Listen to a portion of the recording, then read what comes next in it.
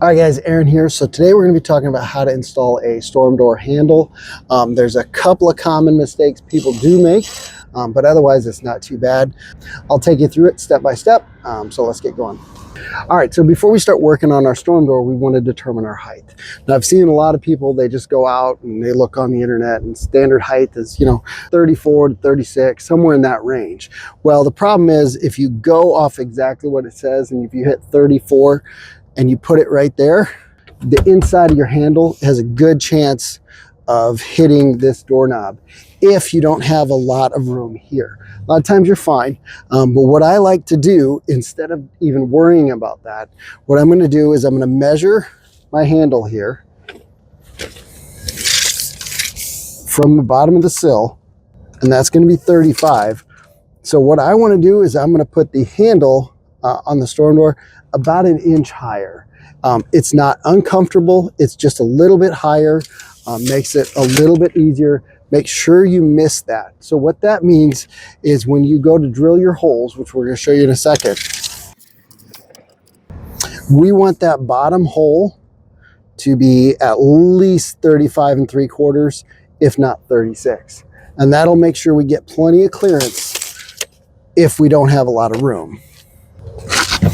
Now, if you look at this, it looks like there's more room in between these two, but you're still going to be running really close on that inside to actually hitting this knob. Theoretically, you shouldn't, no argument there, but a lot of times I run into that and I see people do it, and then they end up having to move the handle, fix the holes, so just make it a little higher. That's the easiest way to go about it. We want either 35 3/4 or 36. We'll go 35 3/4 for our bottom hole.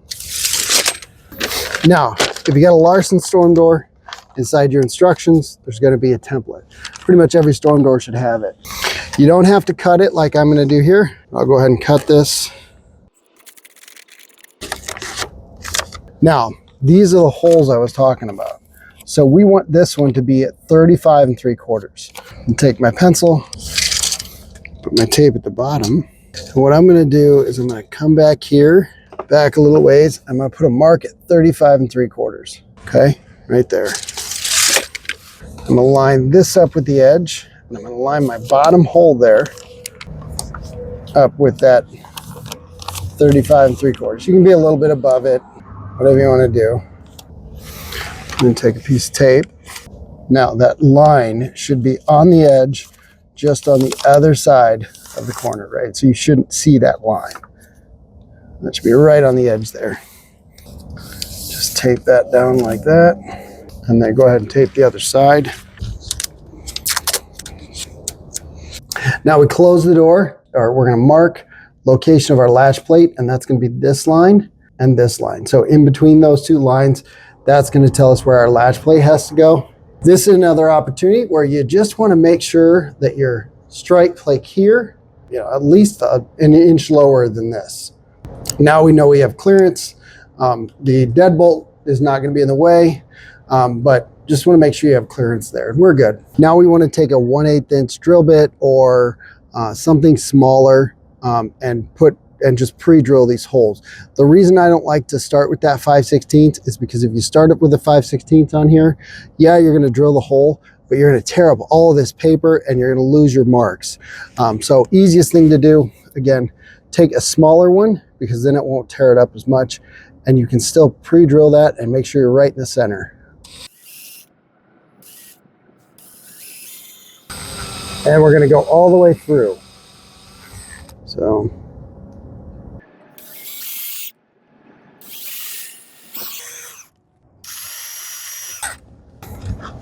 now we're done with our template, so we can go ahead and remove that. Now we got our 3 holes here. So let's go get our bigger drill bit. Now we want to take a 5/16 drill bit here. And we've already got these kind of marked out, so just stick it in there and drill all the way through. Now at this point, I'm going to take a sanding block, just clean this up a little bit. You don't have to, but just makes it look a little better, makes it fit a little bit tighter. Now, putting the handle together, not that difficult. spring goes around here. This goes in there. Small end is down. Put that in there like that. Then what we're going to do, and then the other side of that is, of course, this handle here, which is going to go on the inside right here. But we'll put this on first.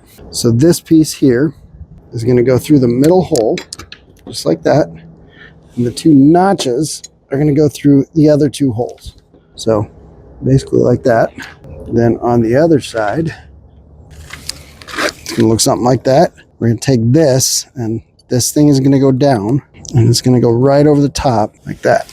And again, it'll sit right in those holes. And it should come with a couple longer screws like this. Make sure it's all lined up. Put that on.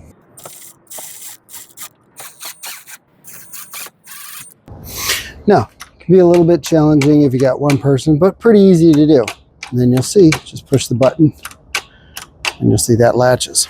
Now we want to close our door and see where, so we got marks here on our latch place, but we need to see how close it really needs to get out here. So distance wise, so if I know if I just put it in with nothing else, it's going to be really close. It's not going to work very well. So I actually want to build that latch plate up one or two of these things. Doesn't have to be a ton, but I'm going to put two spacers behind it, and that'll just make it a little bit closer so that when I pull that back, it'll fully latch. All right, it doesn't just catch the edge of it.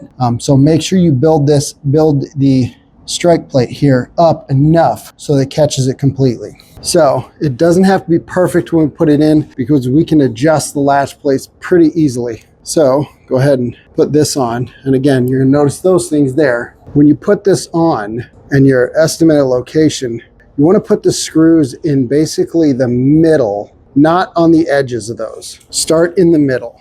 That's another thing a lot of people do, is they'll go to screw this in and they put them down at the bottom, but then you can't adjust it. And I'll show you how that works here in a second. So we're going to set that right there. I know it needs to come out a little bit, and we'll get it right there. Make sure you're pretty straight. Another, again, I would always recommend pre-drilling. Spot there. Now we can take these off. Now, through.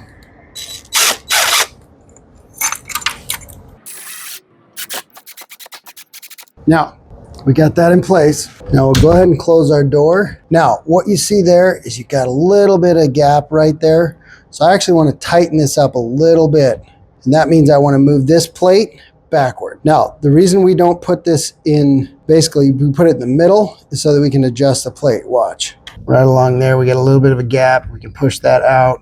So we want to adjust this just a little bit. So I'm going to show you how to do that. It's really easy. If you want to tighten it up or loosen it, just loosen it like this. I want to tighten it up. So what I want to do is I'm going to push it down a little bit. And there you go. And now I've adjusted it back a little bit. Let's try it again. And there you go. We've tightened it up quite a bit, and we've got essentially no gap now. Now you can see there's not really much you can do. You can tighten it up a little bit more, but I got to push pretty hard for that to happen. So, and these are kind of flexible doors, so don't let that fool you. That's pretty tight. Wind blows, it's not going to push it in and out. All right, guys, and that's really all there is to it. Pretty easy to do. Most important thing, make sure it's at the right height, because if you put it at the wrong height, it's a very good chance it'll hit the knob and you're going to have a problem, and then you're re-drilling all your holes and moving it. So save yourself some effort and do it right the first time. Catch you on the next one.